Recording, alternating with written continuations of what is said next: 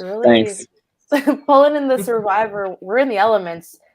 Shane is out here. Guys, welcome to episode 3 of LRG's Scotty Survivor coverage. I'm Naomi. I'm here with my co-host Lee. Lee, how you doing? What's going on? Doing good. I don't know if you can tell by the t-shirt, but I went to Scribble Showdown, the Ireland edition, over the Easter break. Had a fun time. Lost my ID card, so I'll have to apply for a new one.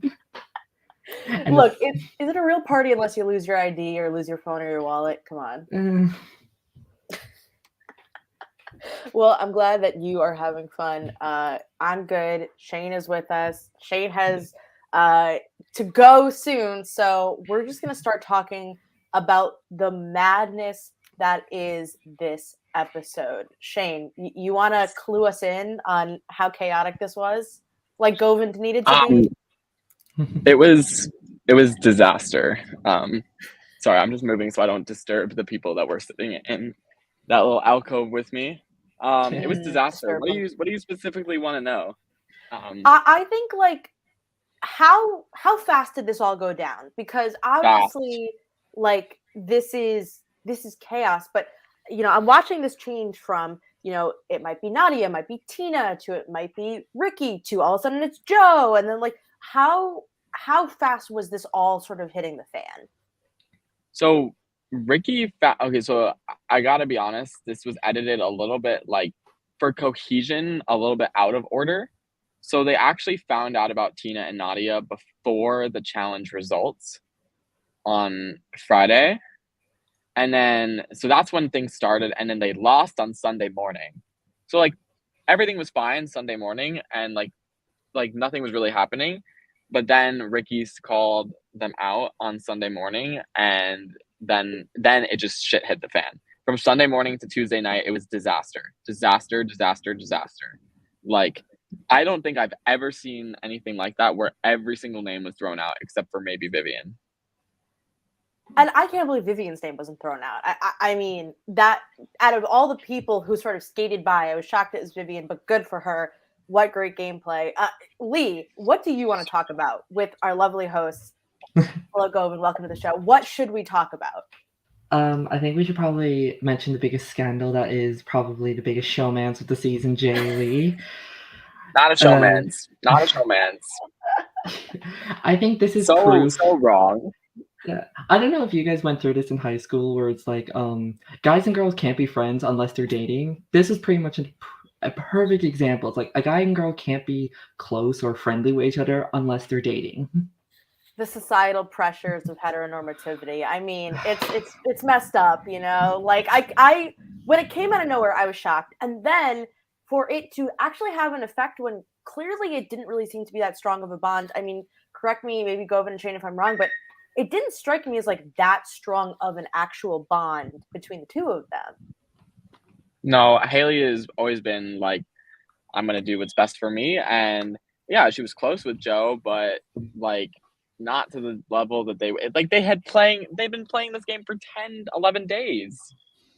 Mm-hmm.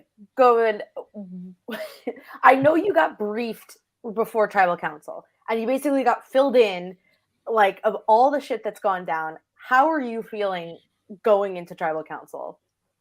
So when I show up, I'm very out of sorts because it's clear like Shane and another executive producer on our end, TJ, are having the time of their lives figuring out what's about to happen. And I'm just like, everything's gone way over my head. And then I get briefed and I'm like, okay, so now we have to figure out a way that we can ask questions very pointedly until it gets to what we see from then like Parker and Joe at the end of it, where it's like, are you calling me a liar, sir? So like we're trying to work towards that point where we can get some sort of reaction because we know Joe's about to like leave, but Joe also has more to say before he's about to like be on his way. Yeah. Lee, what did you think of Parker and Joe, the battle? Was it really a battle? It just kind of seemed like some guy calling out like, yeah, you're just a walking contradiction, as the host loved telling us every recap about Parker. And hopefully him watching this, he realizes, yeah, you kind of are this type of person and you do lie in the game, it's Survivor. Who doesn't come into the game and expect to tell the truth?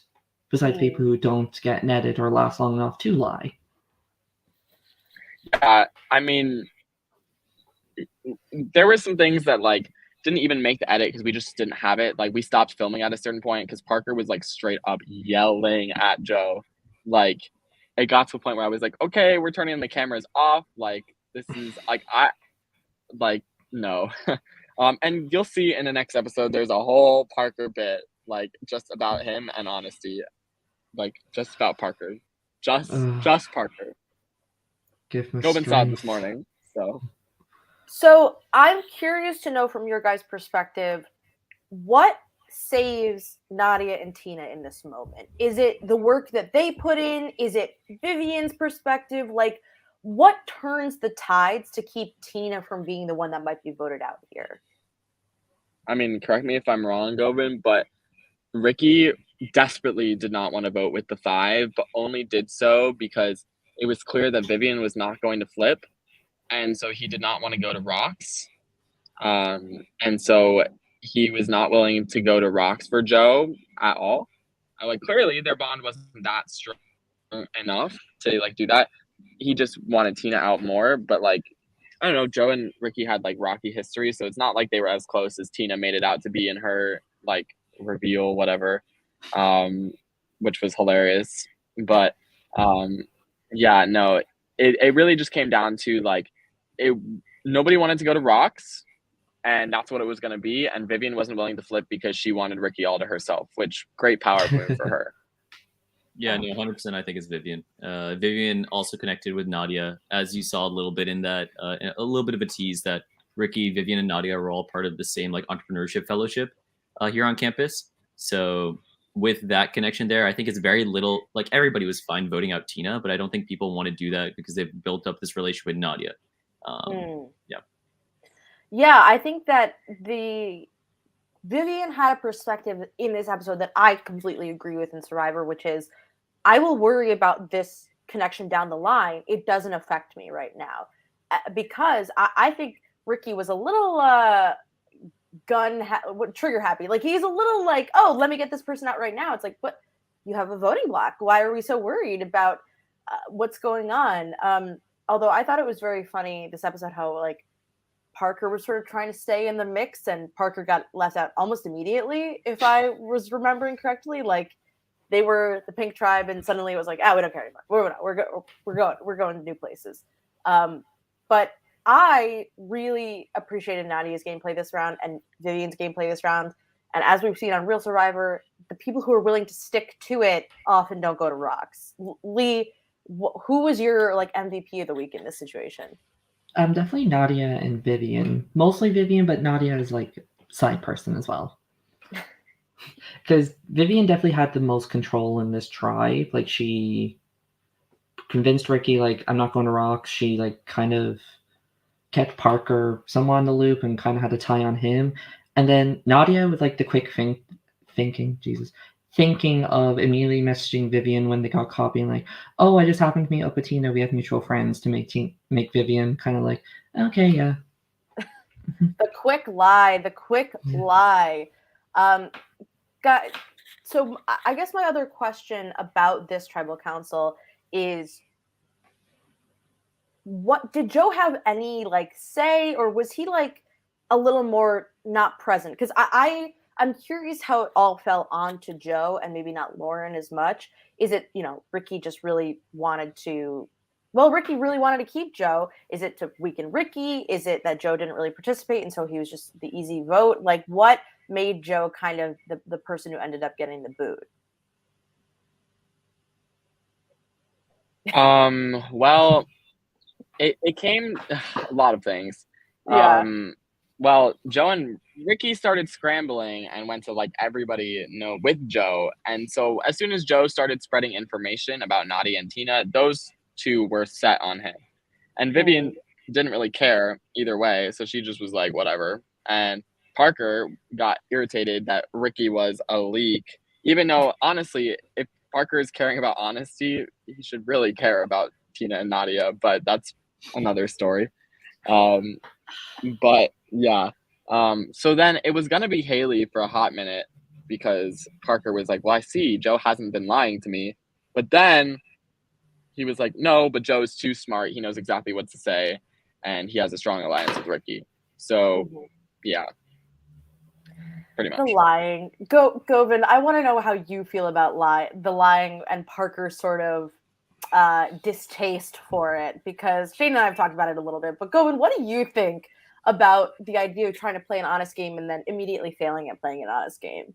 I love it. I think it's wonderful TV. I think it's really, really difficult to do what Parker's trying to do. But I'm of the belief that, like, in Survivor, the fewer lies you like explicitly try to tell, the better, because that can oftentimes get people to catch you and then get a lot of distrust in you. I think if you are truly trying to play with explicit transparency, that's commendable. But in the way that Parker's trying to do it, he's trying to like catch other people in their lies, then lie a little bit himself, and then point fingers at other people's lies rather than his own lies, and then defend himself rather than just apologizing for the lies he's actually saying. So I think it's like, I think the strategy can work. I just think he's pulling it off very poorly.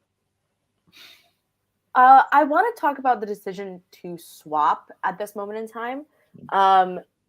Did you guys feel like maybe last season was a little more stagnant and now this was the time to mix things up? And did you expect it to go kind of as crazy as it went? No.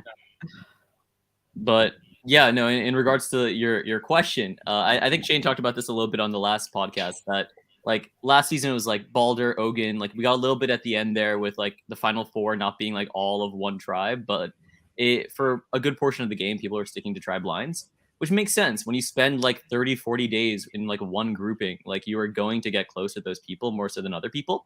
But we wanted things to switch up as quickly as we could here. And then in addition to that, we knew that there are all these different bonds. We knew the moment we get people swapped onto different groups, one of those bonds are going to come to light. It will either be Tina, Nadia, it'll be Joe, Ricky, it'll be Abby, Vivian, it will be Junique, Lauren, depending on like who is still left in the game. And we got that exactly as planned. Yeah, pretty much exactly that. And too, like, I don't know, with this kind of cast, we just knew that they were going to be crazy, and so we figured as much swap and like craziness that we can get from them, let's just do it while we can. Like, well, I would have loved, and also from an editing perspective, doing 3 tribes for a really long time, it's really hard to pull off just because you have to have so much like content. So it also was like a strategic decision on my end to kind of shorten it into 2, just because from an editing perspective, like I have to do much less work to kind of put an episode out. So, well, not really, not in this case. I say that, but not here. Not with these cast. motherfuckers. No. And honestly, it didn't really change much, but I thought it would. So. Well, Lee, are there any other highlights from the other tribe that you want to talk about? Randy, is there anything that you want to discuss with them while we have Shane and Govind here? The introduction of Randy the duck. Love Randy. I'm Team Randy for sure. I guess I bet that tribe. Well, I'm trying to think what's important about that other tribe. What is world? I think the Ale and Xavier relationship is really fun. That people are sort of catching on. They might know, but these two boys, they know. God, they think they're so good at Survivor. I love them. They are killing me. Oh my God. No, they definitely think that they're playing super sneaky under the radar. Everybody knew about them. Like it was so obvious right away. And like Ayal, and you'll see this, like they're like they'll start scheming. They'll try to build like alliances to like hide that they know each other, and everybody's like, "What the hell are they doing?" Like it's so obvious. So yeah, no, that killed me. And just like, yeah, to me, I forgot to like put like a little sign, but like Valen like being like, "Oh yeah, like I feel really good with the Zaman people that just blindsided her 2 hours earlier." Like, huh? Oh my God. Well, let me tell you, the Chirons killed me this episode, from like oregano hater to #1 Discord user. Like you were on it this week. Having fun, I see. Oh yeah, I have to make fun of this cast. Come on. They're already doing it to themselves. They made it really easy. Not to like ask too spoiler of a question, but Govind, I'm wondering on the Verandi tribe, who holds the power there at this moment in time? Who is like, or maybe who are the more powerful alliances amongst this bunch? Because we haven't seen them vote yet, so I don't know for sure. But we have Ael and Xavier. Who else is starting to form?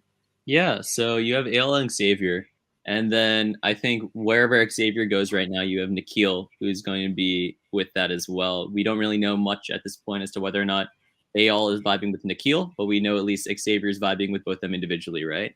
Mm-hmm. And then otherwise, you have like some Zaman people who are there too still. You have Henry there, you have Valen there, both of whom seem to, for some reason, be still trusting Ael. Henry, it makes sense. Valen, less so, but Valen seems to be vibing with them. And then you have the others, right? You have people like Abby, you have people like Ethan, you have people like Judanique, who are vibing in the sense that they're just like, maybe they're too old for like the young crowd of like people who are just like way too arrogant for their own good. But Ethan, I think, is in an interesting spot here where like everyone seems to like Ethan. Like even Ael has a confessional here where Ael's like talking about how much she like just like gets along with Ethan. And yes. Ethan, although he's not part of like this like big group that seems to be forming, he seems to have a lot of soft power. So seeing how he navigates that's going to be super interesting. Shane, yeah, I mean, Ael and Xavier have the power here. They really do because they're creating the group. You know what I mean? They're the ones forming this group. I think Ael specifically gives no fucks about Xavier though, and is fine with blindsiding him if it were to come to that, because he's somebody that realizes that he thinks that Xavier is as smart as him, and so he doesn't like that when somebody's, you know, as smart as him, which is fair, but also like I'm just ready for messy Ael. He's just such a character. Everything about him is just so funny. I guess there was something else, but well, I just have to say that Ael reminds me, and this is like a high compliment, so much of the Survivor Maryland male cast member, if that makes sense. Like the soccer player, the this, the that, the Superman, the mastermind, like these guys who like it starts in, I think, Maryland. I don't think you get it as much in other games, but like they are so cocky in what they're doing. They're so confident, and like something is gonna happen. Maybe they don't play their idol when they need to. Maybe they like think that they go to rocks or something. You know, something's gonna go wrong for them. And I you know, no spoilers. Oh, that I remembered why. So they end up calling Ael the Godfather. And no. the episode title this week is "The Godfather's Word is Law." So that tells you a lot. Is it better, Lee, do you think, to try and assert control in a tribe of like 8 right now, or is it better to take a back seat and hope that you can assert control later down the line? Usually wait to the back and give it time. However, with this cast, with these people, if you exude confidence and like you're in control, and that if you don't want to vote with us, you're pretty much on the bottom, it works for this cast, especially since a lot of these players tend to not have a mind of their own and tend to just go with the majority. Especially on the Verandi tribe, a lot of them. I disagree with that. I disagree with that. Oh, I think Abby's turning into like quite the firecracker. Like, yeah, that's one person. Abby is so. I'm like sitting like right near Abby. Maybe I should just go say hello. Oh, Abby's in the season. What I will say while Shane walks over is I think everybody left has a mind of their own. What's up, Abby? Hi, Abby. Big fans. The exception rooting for you. There's like a few people I think here and there. Like right now, so far in this game, you don't see. Go and say what you're gonna say, and then yes, let's talk to Abby. Okay, sounds good. I'm also gonna hop off right after this to go meet up with Shane and Abby. Yeah. But what I was gonna say is that. Do you want to know anything from Abby? It's all good. Go. How was Randy born? Yeah, where's Randy come from? He comes from my friends in undergrad, actually. No, I will say sort of. We got him at a thrift store, and the rest is history. Mm-hmm. When you were sort of finding out more about Joe and maybe his Survivor connection, were you surprised to learn that it wasn't as true as it ended up being? I feel really bad about that. I'm like, well, to be fair, like the information that I got was like very not like, I don't know, Stable. Yeah, Concrete. So like it wasn't like confirmed. So I feel like really that was very unnecessary. But I wanted to latch onto something. And being on the Green Tribe, like in this point in time, how are you feeling? Do you remember? This is like you just swapped, you just met some new people. Who was the person that you met that you were most excited to spend time with in the very first swap? Like the new person. Oh, like a new person, like not Ethan.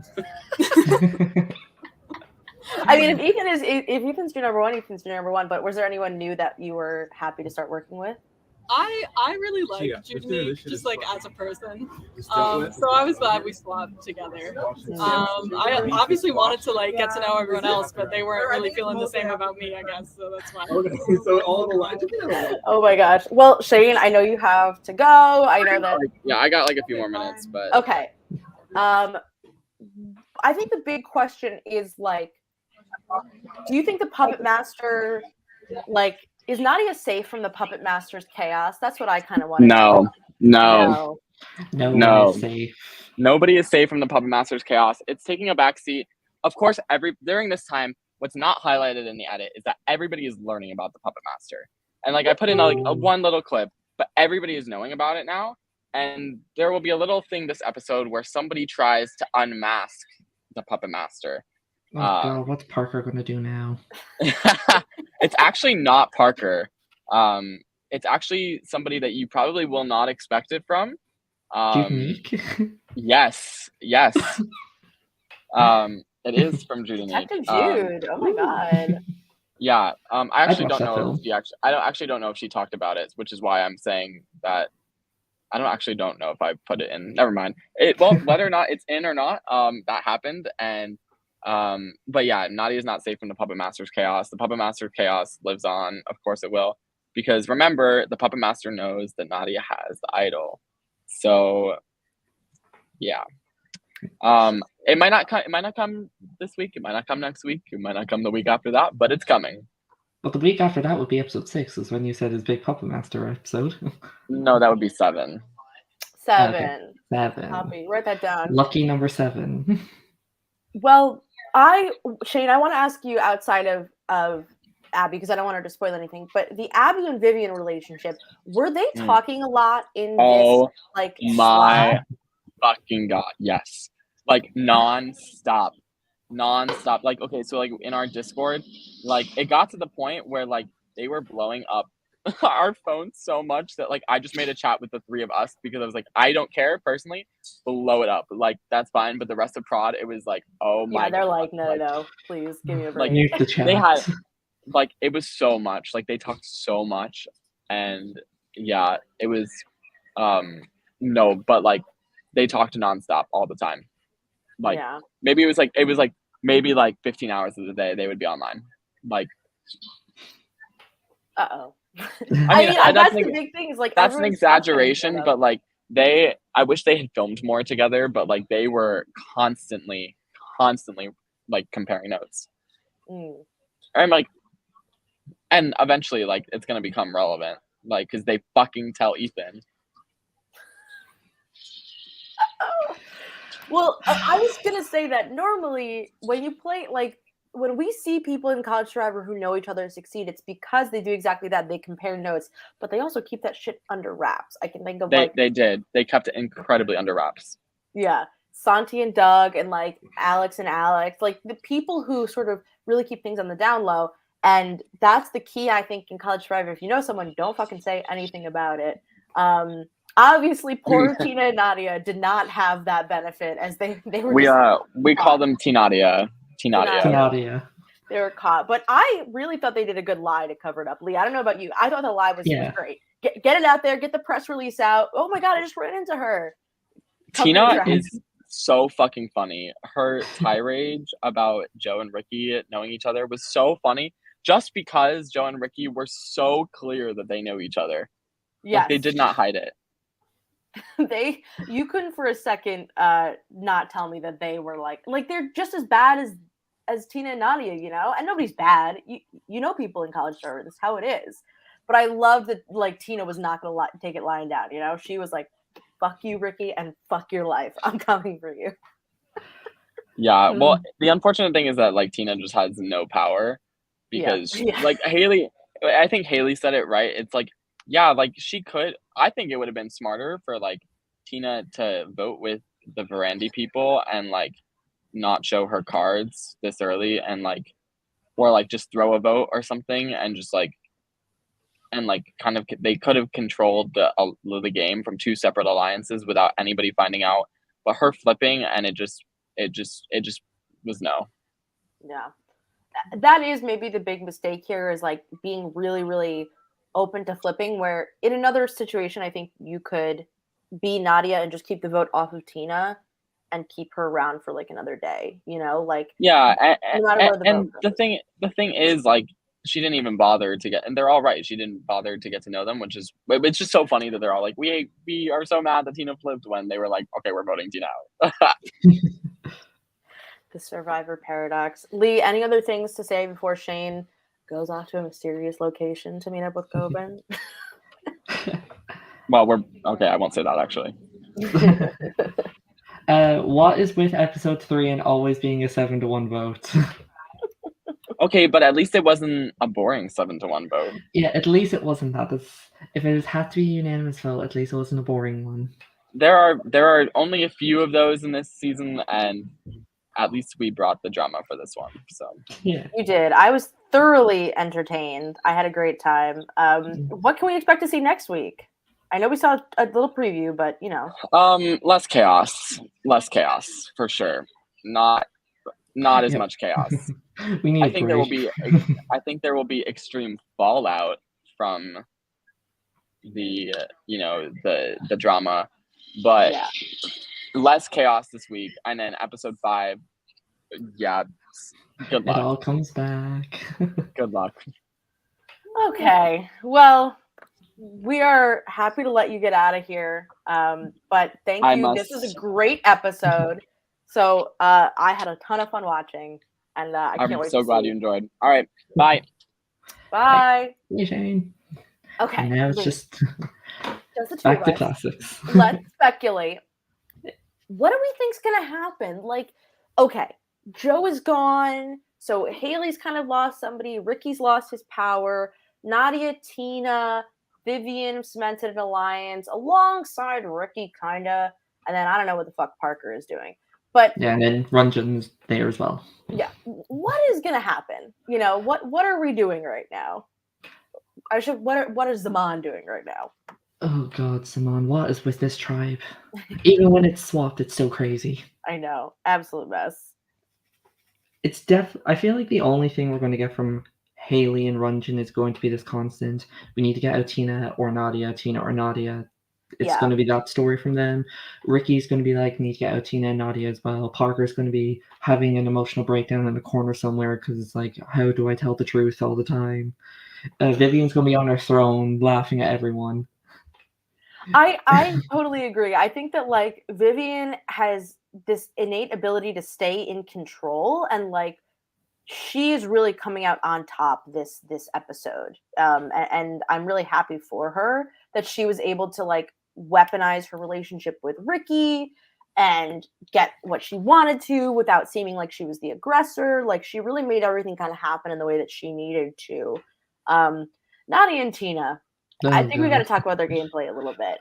Now, it's no fault of theirs for getting caught hanging out. However, it's messy. It's messy when you can prove that they already know each other. You know, like, you might as well be upfront about something like that. Yeah. I think a problem they did was, I think Nadia brought Tina in too quickly. Yes. To, like, make an alliance of 5. I think they should have kept it 4-4. They had Nadia and Parker had this fake alliance with the Verandy people. They should have pretend, oh yeah, we're on your side. We'll split the votes between Ricky and Vivian, and then Parker and Nadia just secretly vote with Ricky and Vivian, and Tina still votes with Verandy but knows the plan. So I think they should have done that instead of just being like, oh yeah, us four, and I can easily just bring in Tina. Because it's like, why Tina out of the four? Because that'd be my first thing. It's like, that's the first thing I think of. It's like, why out of those four would you bring over Tina? Is it because you know her? Is it you think she's on the bottom? Et cetera, et cetera. Now we know why, because they're friends. Maybe go to dinner in places that like aren't common in the area. I don't know if this place is a common I don't either. meetup spot. So I think you're exactly right. The strategy is to say like, okay, we need a fifth. We're in tribe of 8. We need 5. I'll do some surveying. You know, like she's got to go reach out, go talk to the Verandy members, and maybe say, oh, I get a good vibe from. My advice is always add another person in the mix. If you are like friends with someone or you know someone, say, oh, I'm good with Lee and Shane. You know, like add a second person. Yeah. To sort of cover that, like you are looking at multiple people, and then oh well, you know what? I got a good vibe back from Tina, so you know what? Let's add her in. Yeah, it was way too soon. You're absolutely right. Do you think that they should have gone with the tactic that they talked about a little bit, which was lying about their friendship, saying that they were ex-friends? Because I actually think this is a really interesting concept that would probably sort of spin out of control had they got caught hanging out together. But what do you think, Lee, about the idea of like pretending to be in a fight with somebody to save face? Well, we did kind of see something similar in Survivor Boston Beacon Hill with Molly and Tony being like former friends, and they actually did not hate each other, and that did not work. Molly and Tony, I forgot about them. Yeah, where Molly kept saying like, yeah, me and Tony don't get along, but work with him. So messy. I think, yeah, maybe just be like, yeah, we knew of each other, or just be like, yeah, we knew of each other, we weren't that close. Mm-hmm. Just like, oh, we know of each other, but we don't know each other. Yeah, you got to create that mutual friend. It reminds me also a lot of like remember Cooper and Leia got in like they got kind of caught being friends, but they did a lot to cover their tracks. So I think they didn't get caught right away, if I remember correctly. No, it took a while before they got caught. Yeah, you kind of got to cover up your friends. Yeah, exactly. You got to cover up your friendships with people. Yeah, people really need to take the Thal Trotsky strategy, just like delete pictures of any with these people. Yes. Eliminate.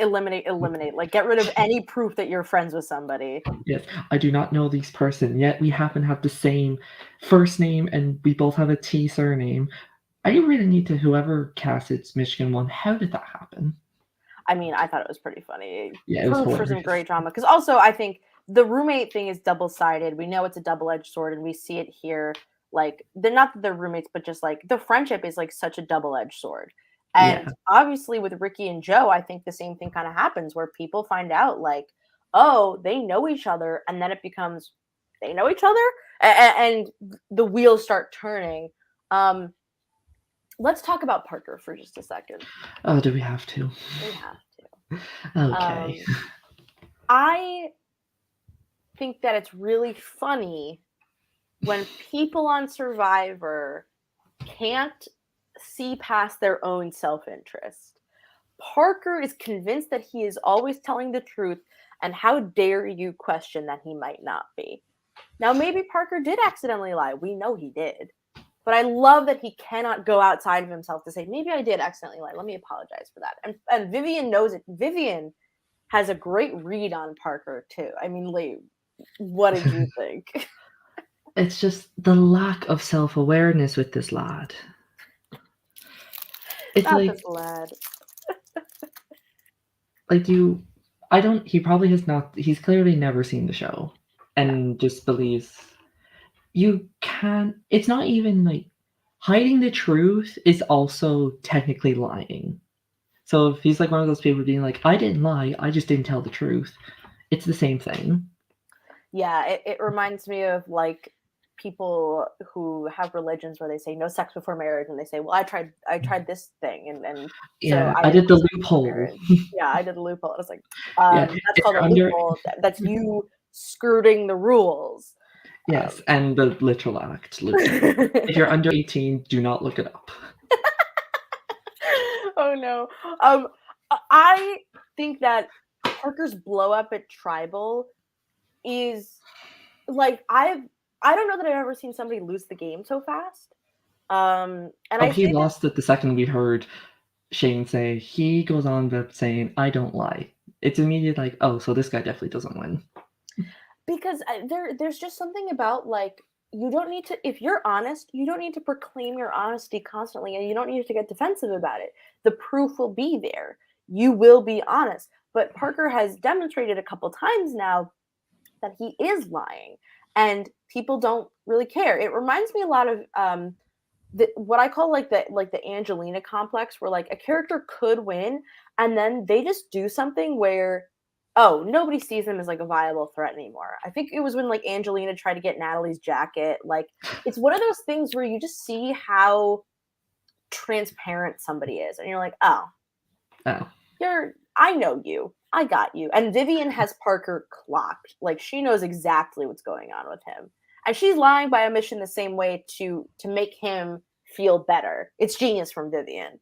Yeah, it's like one of those things where it's like you lie to your friend just to make them feel better. Exactly.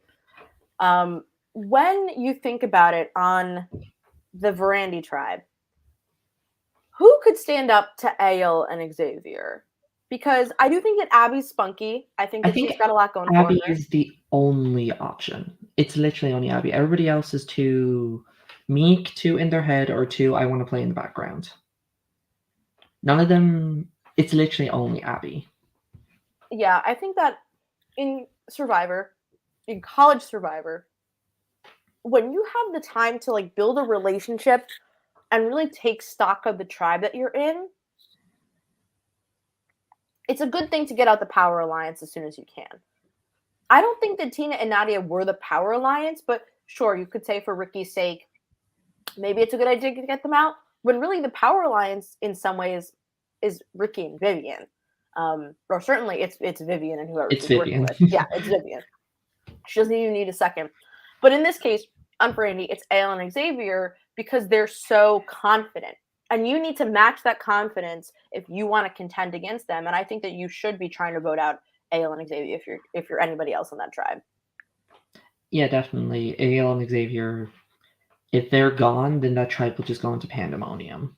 And I think Abby is the only person that could make it happen. So, who do you think is going next? Well, I like to give myself a pat on the back saying last episode, I'm pretty sure Verandi will be going next. I just didn't know which one. I was right. Yay. Love it when I'm right. Now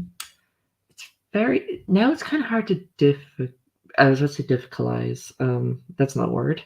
No, I think definitely New Verandi will be losing the next challenge, so I think it's somebody from that group. Because Shane said there'd be less chaos next episode, and if that tribe loses, it's probably not going to be that much. So with that being said, probably Judenique, since everybody's still scared of her over nothing. Over nothing. And maybe Judenique is trying to clear her name. You know, that's what her attempts at the Puppet Master are. Yeah, she's trying to like help the tribe, be like, oh guys, you should keep me, like I'm getting closer on who the Puppet Master is. I'm so close. Yeah.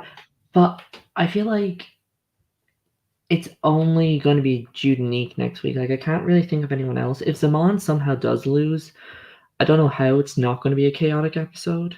Mm-hmm. I guess if Zaman loses and it's a non-chaotic episode, then I'm guessing either Haley goes, Runjin goes, or it's just like Parker spirals into a point where it's like it's obvious he's leaving. Yeah, or even I could see Ricky going, and I only say that because I think that Ricky has kind of sabotaged his place in things. But I also agree with you that like maybe Parker really sort of made a fool out of himself in this episode to the point where he can't really recover, you know? Yeah, I think people will be getting tired of his whole I'm honest shtick, and it's just like, okay, you can be honest outside this game. Yeah, because also in Survivor, nobody cares if you're honest. Like, they care if you're an honest ally, but like nobody's gonna like, you know, hold you to the moral standard of like what you're doing. You know, like it's just that doesn't matter as long as you vote with me. I don't really care. I kind of hope that that Vivian exploits that a little bit more. You know, she's so good. Vivian really was a star this episode. Can we just talk about like her ninja look in that challenge? Because we never talked about the challenge at all. We haven't. Let's please. One of my favorite. Scotty Survivor is making College Survivor great again by bringing back the scavenger hunts. Yeah, absolutely. She's like head to toe look like a proper fan from China. Shoes that she wore when she was in like a kung fu temple. She's so cool. I know that all those details about her life. I was like, girl, tell me more. Like, what's going on? Like, somebody give this girl her own show. Exactly. Like, I would watch hours of like just Vivian telling us about her adventures. MTV, The Life of Vivian. I really liked Abby dressing up for class as Andrew Carnegie. I thought that was a very funny costume from her end. Great on Abby. I'd never be able to do that.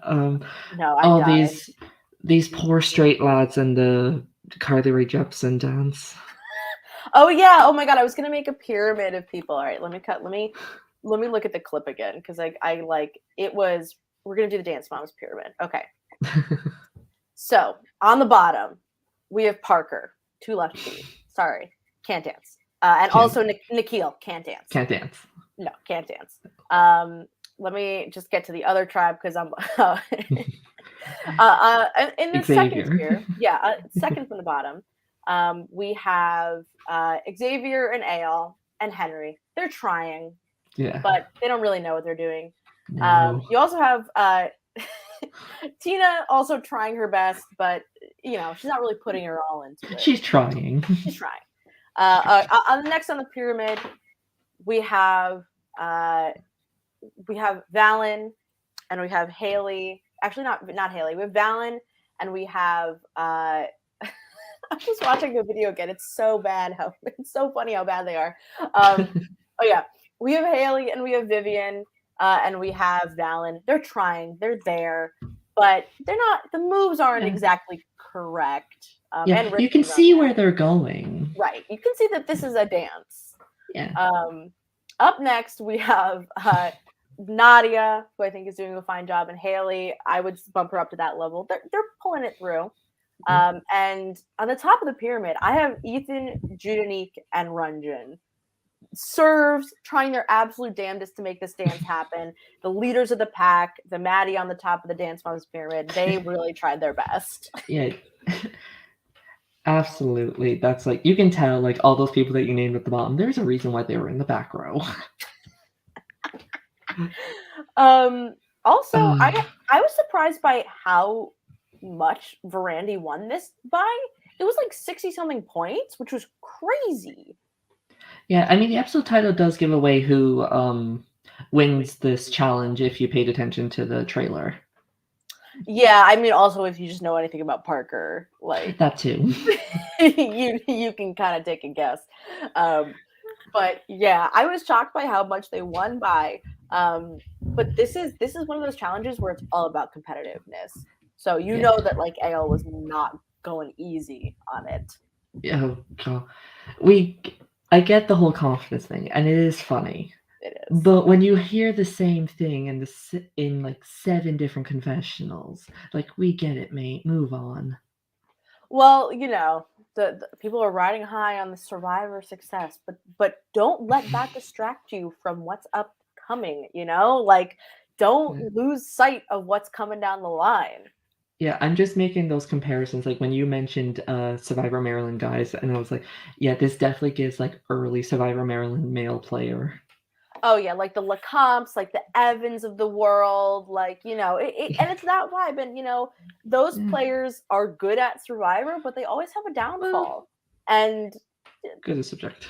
Like I said in my winners ranking video, it was like filmed a long time ago, so I wasn't woke yet. But I also think that like they always have a downfall because they just sort of get too ahead of themselves. And so what I would say is, Ael, keep a cool head, you know? Yeah. I also just wanted to mention that Judanique and Runjin both look great with their dyed hair. I thought that was fun. Next scavenger hunt, dye your hair permanently. I don't know if they're allowed to do that, but I do it. Yeah, just screw. I mean, that is a fun excuse, although I don't think I would do a very good job. I I go out and get somebody else to do it. Like, is there anybody doing a hairdressing course in this college? Can you dominate? And I also really liked the punching bag one. Oh, Tina was so hilarious in this. So funny. I couldn't exactly tell. I'm looking at it right now. Is it Nadia that she printed a photo of? Yeah, she says Nadia, and I'm pretty sure Nadia's filming it. This is why you cast roommates, you know? Because they're always goofing on each Sometimes other. it works out. Not every time you cast roommates, it's going to be a major conflict situation. Yes, I also did enjoy the one where they were going through Dancing to Happy. Like, I hate that song. I thought it was like a cute little like, oh, just like Yeah, playing. it was fun. Yeah, I just hate the song. I know. Yeah, and when then I was Joe. in sick. Oh, Joe. Sorry, we would be remiss if we didn't mention Joe's twerking. Oh God. It was Joe. I thought it was great. Good for you. Best thing Joe did all episode. Best thing Joe did all season. Oh no, R.I.P. Joe. I mean, this was such a funny episode. But I have a prediction that next week, Verandy's going to go to Tribal Council, and I think Ayle and Xavier are going to try and make a big move that will have zero repercussions. It's gonna be like the Dale and Jackson in the Eliza vote. You know, it's gonna be like, oh hey, you guys remember when they fucking blindsided the shit out of Eliza? No, okay, moving on. Like, you know, it's gonna be one of those things.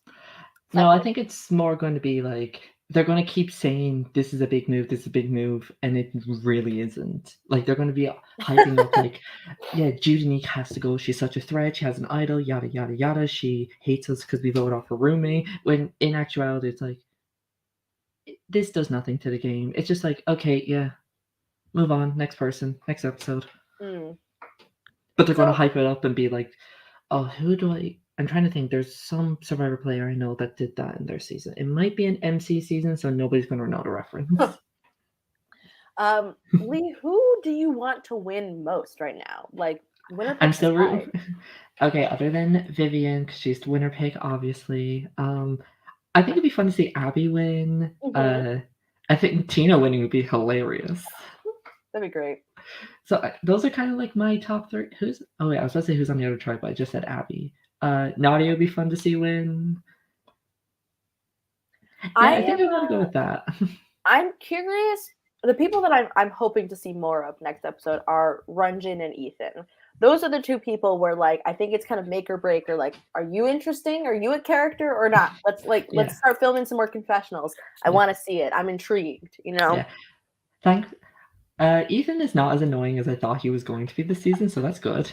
And I think those headphones he was wearing, I think I have a pair just like those. You guys are twins. Oh my god. Oh god, that's terrifying.